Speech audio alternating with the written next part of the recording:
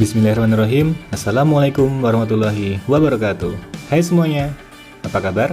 Semoga kalian selalu dalam keadaan sehat walafiat semua ya. Kembali lagi dengan saya, Pak Izam. Selamat datang di kelas Informatika.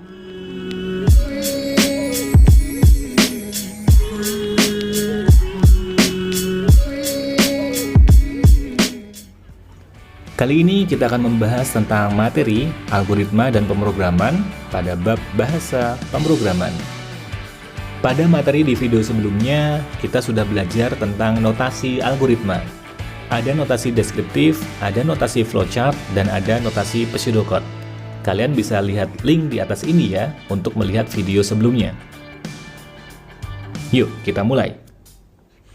Bahasa pemrograman. Saat ini, semua bidang membutuhkan komputer. Misalnya, ujian nasional berbasis komputer atau UNBK yang telah dilakukan di hampir semua sekolah di Indonesia. UNBK yang menggunakan teknologi komputer ini tidak terlepas dari pemrograman komputer.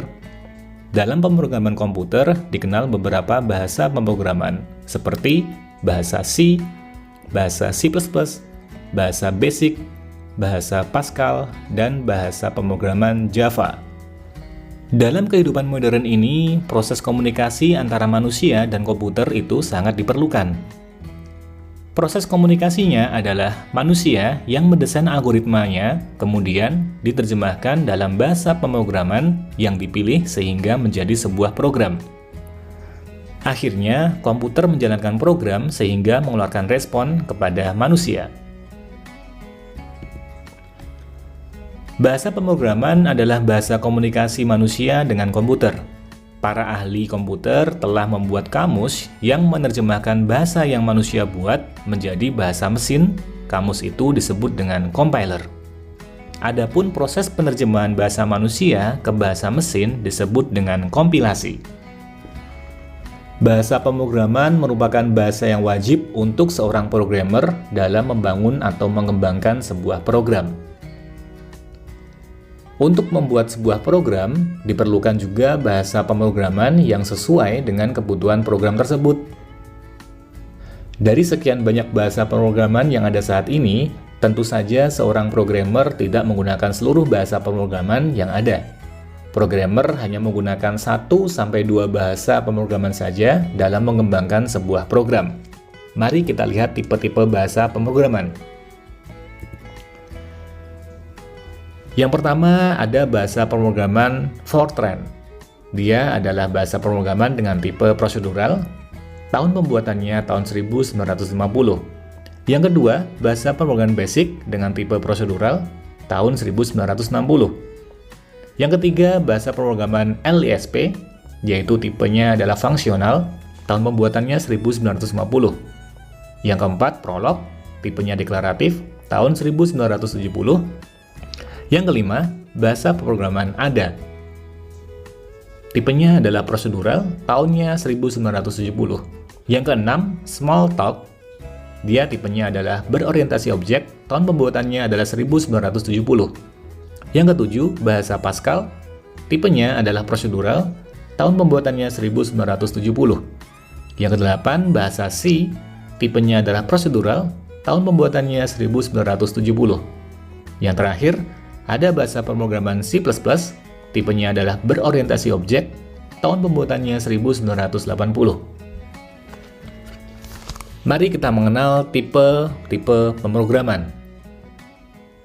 Yang pertama, pemrograman prosedural atau terstruktur. Pemrograman prosedural adalah pemrograman berdasarkan urutan-urutan. Pemrograman prosedural memproses datanya dengan terstruktur. Langkah-langkah menyelesaikan masalah dalam program ini akan dibagi ke dalam unit-unit prosedur yang ditulis secara terpisah dari program induknya dan akan saling memanggil ketika program dijalankan. Contoh bahasa pemrograman prosedural adalah Fortran, BASIC, ADA, Pascal, C, dan COBOL. Yang kedua ada bahasa pemrograman fungsional. Pemrograman fungsional adalah pemrograman berdasarkan teori fungsi matematika. Pemrograman fungsional melakukan proses komputasinya sebagai evaluasi fungsi-fungsi matematika sehingga akan lebih mudah mendeteksi kesalahan pada program.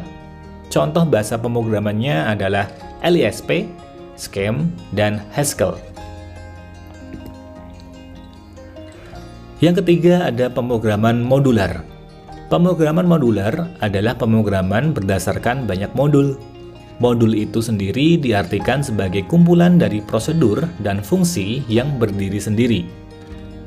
Pemrograman modular ini dilakukan dengan memecah program-program ke dalam modul-modul yang merupakan subprogram dari program utama. Contoh bahasa pemrograman modular adalah Modula 2. Yang keempat ada pemrograman berorientasi objek.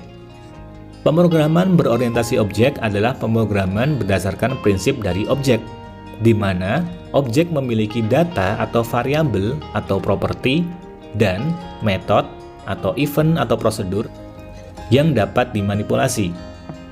Berorientasi objek adalah semua data dan fungsi dikelompokkan ke dalam kelas yang terdiri dari kumpulan objek yang dapat menerima, memproses, mengirim, menyimpan, dan memanipulasi data. Contoh bahasa pemrograman berorientasi objek adalah C++, Java, PHP, dan Smalltalk. Yang kelima ada pemrograman berorientasi fungsi. Pemrograman berorientasi fungsi adalah pemrograman yang fokus pada suatu fungsi tertentu saja, tergantung pada tujuan pembuatan bahasa pemrograman. Contohnya adalah SQL, HTML, dan XML. Yang terakhir, ada pemrograman deklaratif.